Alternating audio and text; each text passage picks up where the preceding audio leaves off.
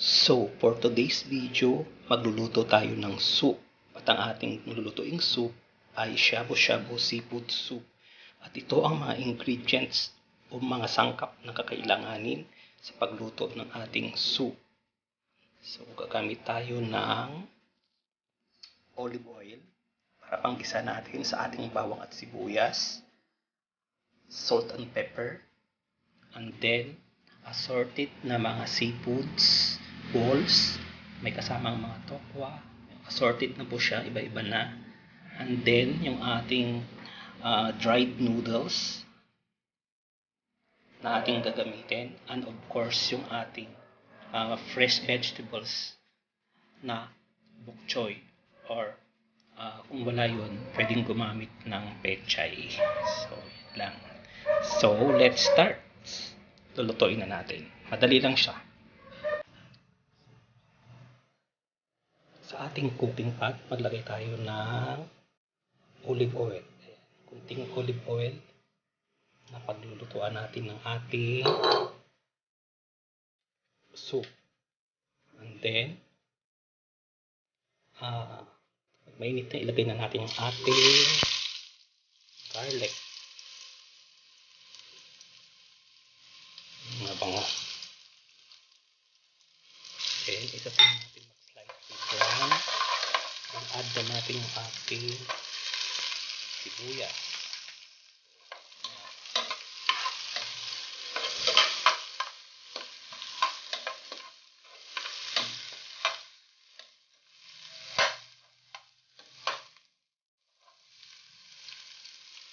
Then, add na natin yung ating seafood na mga balls. So, assorted na siya. Assorted na mga seafood. May crab meat, may shrimp, may tokwa, kung ano available na sautay na natin siya. Mabango kasi gumamit tayo ng olive oil sa pag-sautay.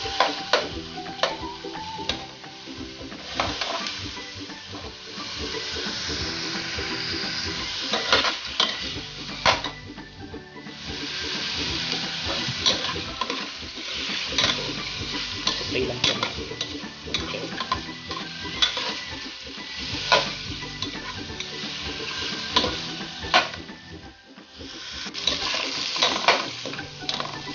So this time, pwede mo natin lagyan natin yung gisa. So mag-a-add lang po tayo ng water na about 1 liter to 1.5 liter na water. And then, tatakpan lang po natin siya at pakukuluin bago natin ilagay yung noodles. So, this time, tingnan natin. Ayun. At kumukulo na yung ating soup.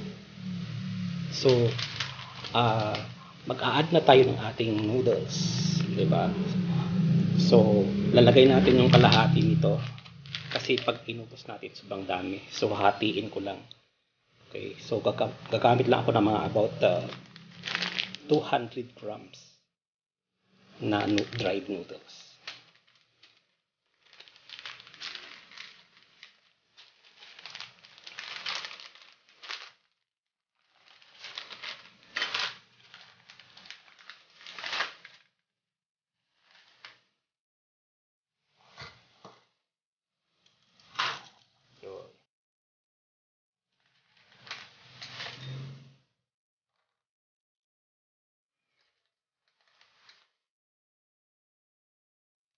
So, mga 200 grams lang ang gagamitin ko kasi marami na siya.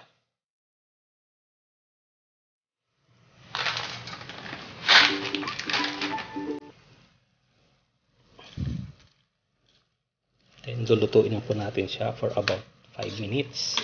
Then, ilalagay na natin yung ating gulay after.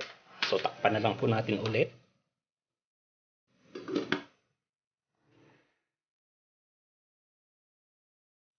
So, after 5 minutes, i-check na natin ang ating soup. Ayan, at kumukulo na. Kulong-kulo na siya. check na natin yung ating noodles. Ayun. So, almost maluluto na yung ating noodles. So, this time, mag-a-add na po tayo ng ating gulay. So, ito, ang ating lalagay na gulay, bok choy. So, make sure na hinugasan ng maigi bago natin ilagay sa ating gulay.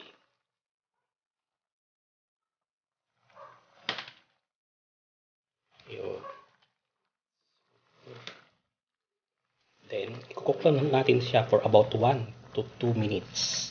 Then, ready na po siya.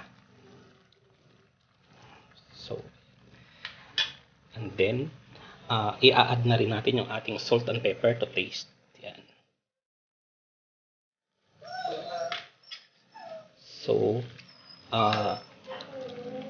ang salt and pepper natin is for taste lang po yon. So, pag sa tingin po ninyo na kulang po, mag-a-add na lang kayo or mag-adjust na lang po tayo sa ating salt and pepper para ma-meet natin yung tamang lasa o tamang ano nang gusto natin. So, takpan natin. Lulutuin natin lang siya for about 2 minutes. Then, ready na yung ating soup. So, after 2 minutes, ito na yung ating soup. And then, ready na po siya. See? Kaya, may meatballs, may seafood, tapos yung ating noodles. Ayun. O, diba? Kaya kalahati lang nilagay itong noodles kasi marami na siya pag naluto na. So, ayan. So, ready na yung ating soup.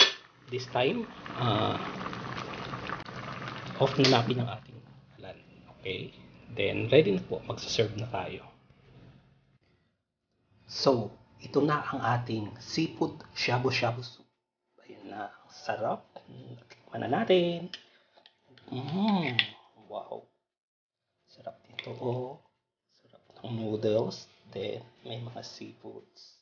So, tikman na natin. Guys, kain na po tayo. So, please, don't forget to subscribe on my YouTube channel. Thank you so much for watching. See you soon on my next vlog. God bless.